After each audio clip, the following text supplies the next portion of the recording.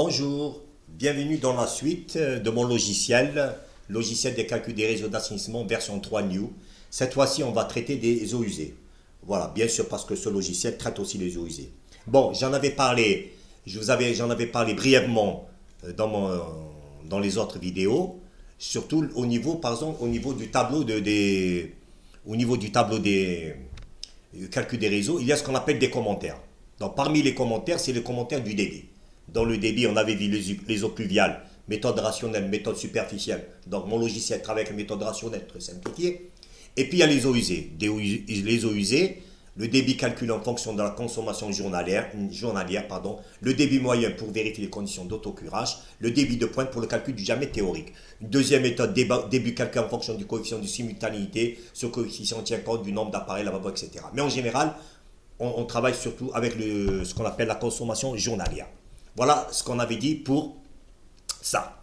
Bien sûr, on avait dit aussi que les contraintes eaux usées, eaux pluviales, bien sûr, il y a des contraintes pour les eaux usées, pour les eaux pluviales, on en a parlé. Voilà, déjà, on en avait parlé. Bien sûr, parmi les contraintes pour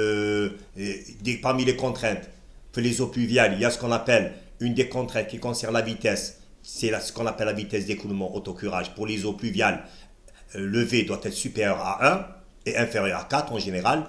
Et pour les eaux usées, la dernière condition de contrainte, c'est le minimal, c'est 0,30 et max 4. Et toutes les autres, bien sûr, c'est en fonction, bien sûr, de l'étude. Pour le réseau usé, pour le réseau eau pluviale, bien sûr, si c'est un réseau séparatif, bien sûr, bien sûr, la profondeur où se trouve le réseau eau usée, eau pluviale n'est pas à la même profondeur, c'est séparatif, donc c'est toute une étude. Et puis il y a le réseau unitaire, c'est le tout à l'égout. Voilà, donc c'est ce qu'on est contrainte en fonction des deux types de réseaux. Qu'est-ce que j'avais parlé? Bon, je vous ai parlé des débits. Maintenant, il y a les conditions d'autocurage. On avait dit que les eaux, ici, on a cette partie où il y a les commentaires. On avait dit pour les eaux pluviales, le V doit être supérieur à 1. Mais pour les eaux usées, le V de 2 dixièmes doit être supérieur à 0,3. Voilà. Bien sûr, les eaux usées, on n'a pas le QPS sur 10 ni le QPS sur 100. Voilà. Donc, qu'est-ce qu'on a pour les eaux usées? On a la vitesse V de 2 dixièmes supérieure à 0,3. On a le VPS, les eaux usées, doit être supérieur à 0,7. Et on a le rapport A sur D, doit être supérieur à 0,2. Voilà.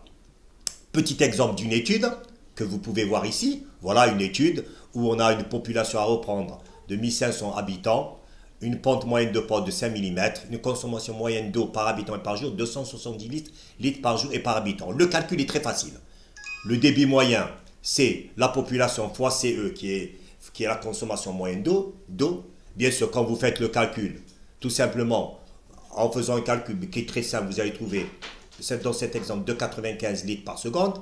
Le coefficient de pointe qui est égal, c'est 1,5, entre parenthèses, 2,5 divisé par la racine carrée du débit moyen. Vous allez trouver P. Et ce coefficient de pointe est constitué des deux coefficients, le coefficient A et du coefficient B. Voilà, dans le débit de pointe, c'est QM fois P. Voici le débit de pointe. Le débit de pointe. Le débit de pointe qui va nous permettre de calculer le diamètre théorique. Voici la formule du calcul du diamètre théorique. La section choisie, c'est 200. C'est bon. Ça, c'est pour le diamètre théorique. Et bien sûr, pour les conditions d'autocurage, ici, bon, la première condition 1, où on calcule, où on vérifie que VPS est égal à 0,70, on voit bien qu'ici qu'on utilise le diamètre commercial. Donc, le diamètre commercial, pour le débit à pleine section, c'est VPS fois la section du tuyau. Voilà, voici le QPS, d'accord? Donc, la première condition, en utilisant le diamètre commercial, on voit que VPS est supérieur à 0,70, on a 0,86. On calcule le débit à pleine section, c'est 27,13. Première condition que l'on va faire, bon, la première, pour commencer à vérifier les conditions H sur D, qui est le rapport A sur D, et la troisième condition qui est le rapport des volumes, il faudra calculer le rapport des débits, qui est QM, le Q moyen, sur le débit à pleine section. D'accord. On va trouver 0,109, où dans la bague, il y a un abat qui va me permettre, à partir de 0,109, bien sûr, de pouvoir vérifier à combien se trouve la hauteur H sur D. Ici, on voit qu'elle est 0,22. Donc, la deuxième condition est vérifiée, c'est supérieur à 0,20. Pour le rapport des volumes, on a bien sûr toujours pour le rapport des volumes, on a V sur VPS, il est égal à 0,65. Donc 0,65. Qu'est-ce qu'on fait? R2V, c'est V sur VPS, qui fait 0,65. Je pourrais déterminer V qui est égal à R2H, rapport des volumes, ou la R2V multiplié par VPS. Donc si je fais V est égal à R2V 0,65 multiplié par 0,86, je vais trouver 0,56. La condition est vérifiée, V de 10 dixièmes supérieur à 0,3. Voilà, ça c'est comme ça qu'on travaille pour le calcul. Donc, maintenant revenons à ce qui concerne la consommation moyenne par habitation. Bien sûr, voici un document que j'ai qui s'appelle Assainissement 5. Si on vous parle, on peut vous parler un petit, je vais vous montrer un petit peu quand on parle des eaux usées. C'est un document, voilà, que je pourrais vous envoyer. Voilà, consommation d'eau potable domestique. Pardon, je vais aller plus loin pour mieux expliquer. Je remonte un peu en arrière, doucement, voilà, pour bien voir. Voilà. Voilà, donc, voilà, je remonte ici. Voilà, on est ici. Donc, ici, critères de dimensionnement, réseau eaux usées en séparatif, bien sûr, séparatif. Le débit de pointe d'avenir des eaux usées, c'est ce débit de pointe d'avenir des eaux usées qui va me permettre de dimensionner le réseau. C'est pour le calcul du diamètre théorique. Et de là, bien sûr, trouver un diamètre commercial. C'est le débit de pointe. Il y a le débit moyen actuel, c'est le débit moyen actuel. C'est qu'on a calculé, c'est la population multipliée par la consommation journalière.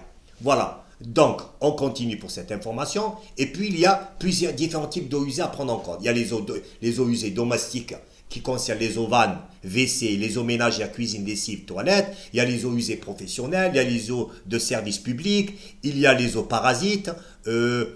En France, par exemple, actuellement en France, qui est égal à 100 à 150 litres par habitant par jour, dans eau vannes, 30 litres par habitant par jour, les cuisines, les lessives, les douches. Bon, c'est en France. Hein. Voilà. On pourrait continuer. Il y a aussi les eaux industrielles, volume des eaux usées industrielles, zone d'entrepôt à haute technicité, 10 à 12 mètres cubes par jour par hectare loti, donc il trouve l'hectare loti, zone emploi petite entreprise atelier via 25 mètres cubes par jour hectare loti, ainsi de suite. Voilà, donc vous voyez toutes ces informations, voilà. On peut aller aussi dans Covadis. Voilà, si je prends Covadis, un exemple, dans Covadis, eaux usées, je vais dans calcul des eaux usées et vous avez ici ce qu'on appelle, voilà, besoin en eau des particuliers d'industrie. Voilà, même Covadis, il est donné. Vous avez la consommation d'eau pour les petites agglomérations, ville à partir de 10 000 habitants. Vous avez maison individuelle, débit pour différentes activités. Par exemple, un établissement hospitalier, il lui faut 400 à 540 litres, lits, jours, et ainsi de suite. Donc ces informations, on peut les avoir. Ces données, on peut les avoir. Voilà. Dans mon logiciel, comment on va traiter les choses? Dans mon logiciel, voilà, je ne vais pas rentrer dans le détail. Je ne vais pas rentrer dans le détail des consommations journalières parce qu'il y a plusieurs. Je vous ai montré que ces informations, vous pouvez les avoir par Covadis, par certains documents. Vous avez les consommations domestiques, industrielles, tout ça. Comme le calcul est très facile, je vous ai montré que le calcul est facile. Ce n'est pas quelque chose de difficile. Comme le calcul est très facile, pour calculer le débit moyen ou le débit de pointe, nous dans le logiciel, on va s'intéresser surtout à partir du diamètre théorique. C'est là qu'il y a des calculs, et puis il y a les conditions d'autocurage, il rentre en jeu le rapport des débits, donc c'est un calcul un peu laborieux, surtout si on a un grand réseau. Donc moi dans mon logiciel, pour simplifier, je vais supposer que vous avez calculé le débit moyen qui est facile à calculer et le débit de pointe, en fonction du cas qui se présente, si c'est des eaux domestiques, donc ça fait partie de l'étude. Je vous ai dit que dans Covadis, vous pouvez ramener les informations. Moi, j'ai ramené d'un autre document qui s'appelle Assainissement 5. Donc, ces informations, vous pouvez les ramener et le calcul est très facile. Dans notre logiciel, qu'est-ce que nous allons faire? Dans notre logiciel, nous allons tout simplement calculer. Je vais supposer directement que vous avez ramené. Après ça, vous avez calculé le débit moyen et que vous avez calculé le débit de pointe. C'est cette information que nous allons introduire pour que le logiciel fasse tout le reste du calcul. D'accord? Voilà.